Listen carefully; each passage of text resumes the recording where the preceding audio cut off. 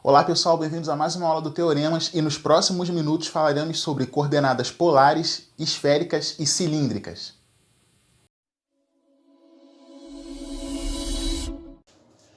Muito bem, meus amigos. O tema dessa aula é muito interessante e em diversos momentos aí é um facilitador para o nosso trabalho, tanto para questões na matemática quanto na física.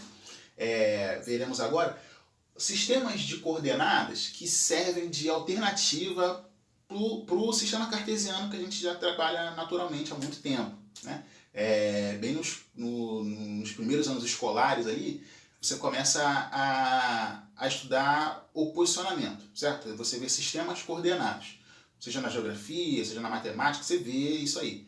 E, de maneira natural, o primeiro sistema que você estuda é o cartesiano, certo? Bacana. Só que, avançando um pouco na matemática, existem situações que se descrever uma curva ou uma superfície usando o sistema cartesiano fica uma coisa muito trabalhosa. Quando você for representar os extremos de um domínio de integração, por exemplo, se no plano for uma curva, for alguma coisa como uma circunferência, ou no R3 for uma esfera, ou qualquer tipo de corpo redondo, se você for trabalhar a representação desses limites pelo sistema cartesiano, você vai trabalhar com raízes e tal, e fica uma coisa meio confusa. E aí, um facilitador disso aí tudo é utilizar algum desses sistemas coordenados aqui, certo? Que, como eu falei no começo, serve de alternativa para o nosso sistema cartesiano. Bacana. Então, olhando para o plano, né, coloquei aqui o primeiro desses sistemas, que é um sistema de coordenada chamado sistema de coordenadas polares, que não é novidade, certo? Não é necessariamente novidade. Geralmente a gente estuda esses outros sistemas de coordenada já nos primeiros períodos da graduação, quando você começa a estudar cálculo de uma maneira mais profunda. Aí você estuda a mudança de variável, ou parametrização, situações que mudar o sistema coordenado pode facilitar. Mas os sistemas polares, você já viu isso aí no nível médio, porque quando a gente talvez não conheça o nome, mas você já viu isso. Quando a gente estuda números complexos, aquela passagem da forma algébrica para a forma trigonométrica, a forma trigonométrica, a ideia que você utiliza ali é simplesmente colocar esse ponto, descrever esse ponto na forma de uma coordenada polar, certo? Utilizando esses conceitos. Porque para escrever esse complexo na forma trigonométrica, você usa o módulo dele, que é a distância da origem no plano Argand-Gauss, da origem até esse ponto específico, o ponto que representa esse número complexo. Então você usa esse módulo e você usa um negócio chamado argumento, que é um ângulo, certo? Que representa a elevação desse ponto no sentido anti-horário em relação ao semi-eixo positivo do x ali. Não é isso? A gente vai usar aqui no sistema polar a mesma ideia, absolutamente a mesma ideia. Coloquei uma definiçãozinha aqui, ó. Sistema que utiliza uma determinada elevação e a distância até a origem para representar a localização de um ponto qualquer. Uma definiçãozinha, mas vou te mostrar isso aí na prática. Eu acho que com exemplo fica mais fácil de ver. Bacana, olha o que nós temos aí. Representei aqui esse ponto genérico P, utilizando o nosso sistema cartesiano, certo? P, então eu tenho aqui o XP e o YP, certo? Que são as coordenadas desse ponto P aí. Bacana. Como é que eu utilizo, então, como é que eu faço a representação desse ponto utilizando o sistema polar, o sistema de coordenadas polares? Bacana. Olha só como é que a gente faz. Eu utilizo duas grandezas. Aqui, no cartesiano, você usa o x e o y, certo? A abscissa e a ordenada. No sistema de coordenadas polares, você também vai usar duas grandezas. Só que uma é o R e a outra é o θ. Eu vou mostrar aqui o que cada grandeza dessa aí significa.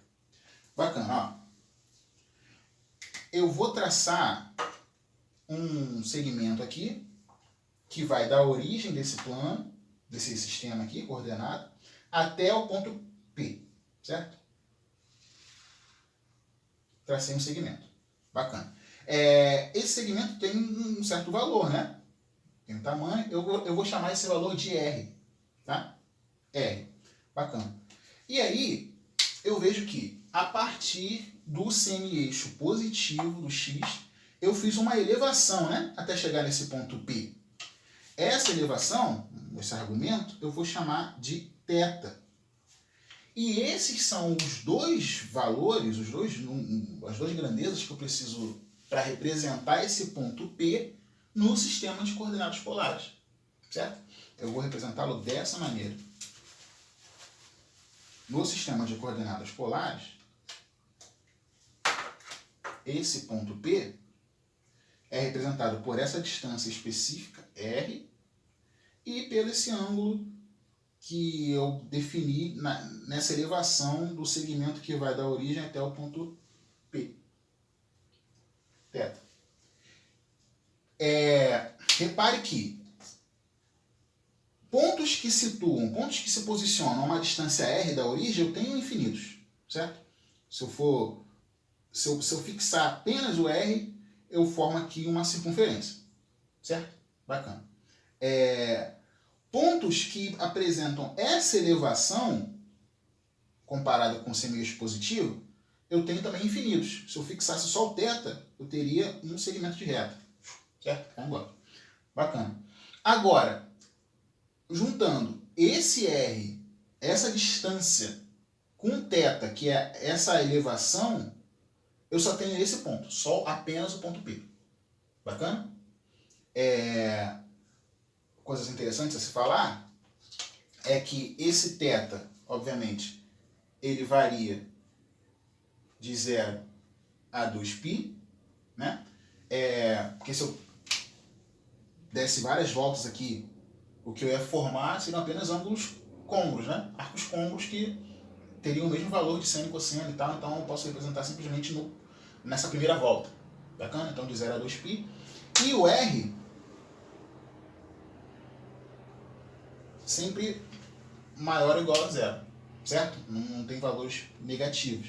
Você não vai marcar esse ponto para cá, certo?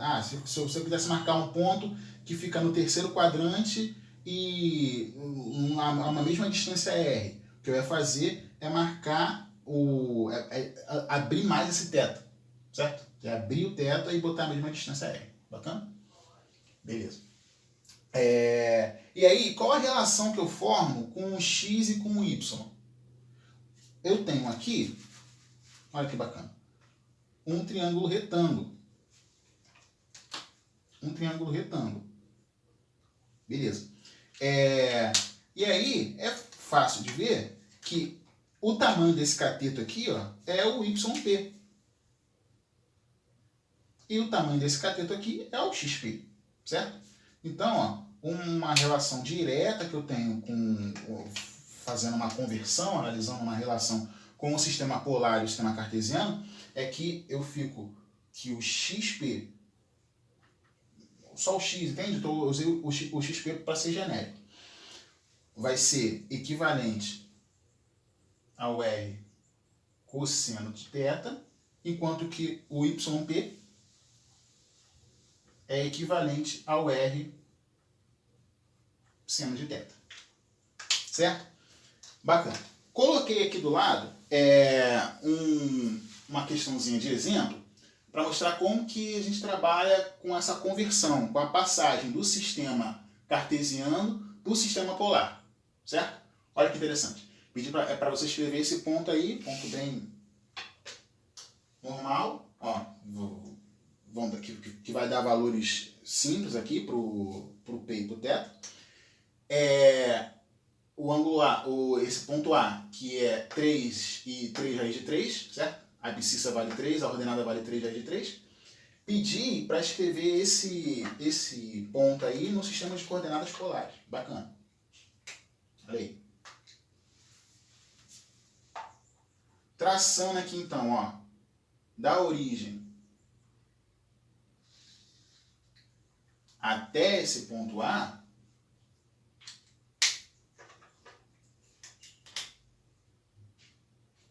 eu sei que aqui forma um ângulo de 90 graus, então eu tenho um triângulo retângulo. E aqui eu tenho o ângulo θ que aparece ali na minha representação do plano do sistema polar. E aqui essa distância, R, certo? Que é a hipotenusa desse triângulo. Eu sei que o cateto oposto a θ, nesse caso, vale 3 raiz de 3.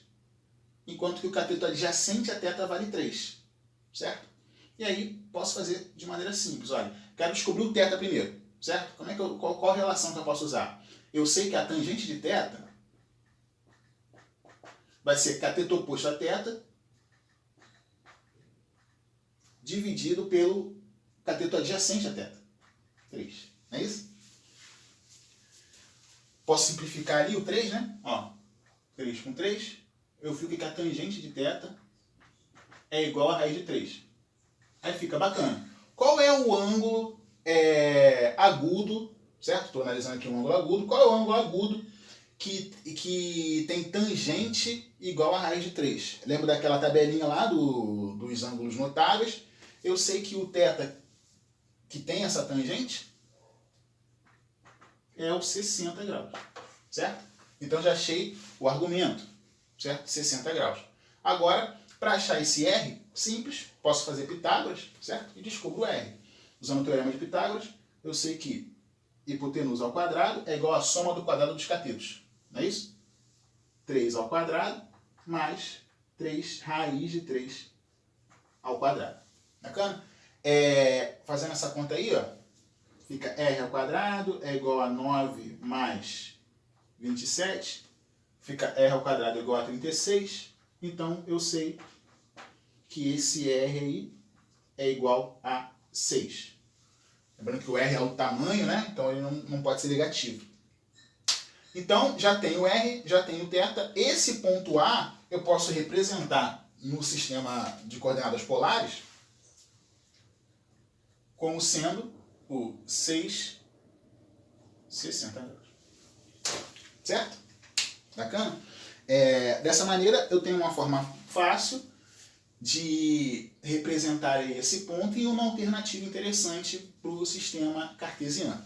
Bacana? Agora eu vou apagar aqui e vamos falar sobre as coordenadas cilíndricas.